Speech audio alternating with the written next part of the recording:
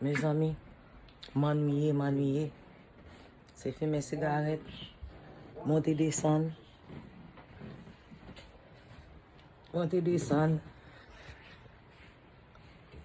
Boire un ouch, j'aime ça. Boire un cocktail. Chien yo agi crazy. Hey, Taz, hello? Monsieur Taz? Tazmi? I know, I'm not... Cadê l'autre là? And I gave you no cookies. I know. L'autre là, Marie même de... Don't do a damn thing. A damn thing. Nothing to do, I'm bored. Si dem ap manje, gade go servot man. Nothing to do, I don't know what to do. Vi coronavirus ki de yo, I get on my nerves. Fem baka soti a manje, baka fe nothing, I'm bored. I don't know what to do with my hair anymore. Mwen, ki jan nou ye la. Se go sen mama vin go manje, bwe. I don't know. Tout moun fèt atensyon dan de zanmim Fanmim yo fèt atensyon dan de. Lave men nou, it's not a joke, même le mabri. It's not funny. But what can you do?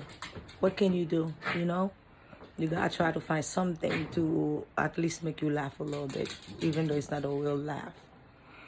It's terrible. I'm bored. It's really crazy. And yes, I am thinking about my kids, my family, my mom. This in New York is not really good. And this is where most of my family are, you know? So, I don't know. I have my son, my brothers, sisters, mom, uncles, aunties, cousins, a lot of people in New York. This is where I grew up at.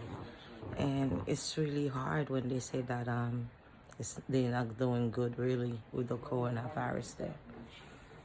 Anyway, we gotta pray for one another. Yes, we are bored inside the house. Nothing to do, don't want to go anywhere.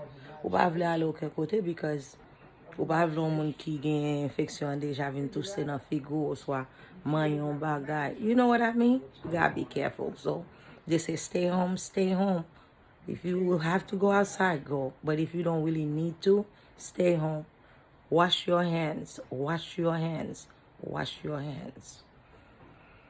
Priye pou moun Haiti yo.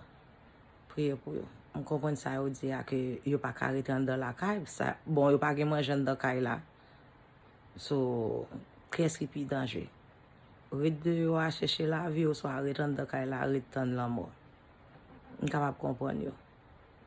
And atou de kan nou priye pou l'otande. One love. One love everyone. Kwen is there.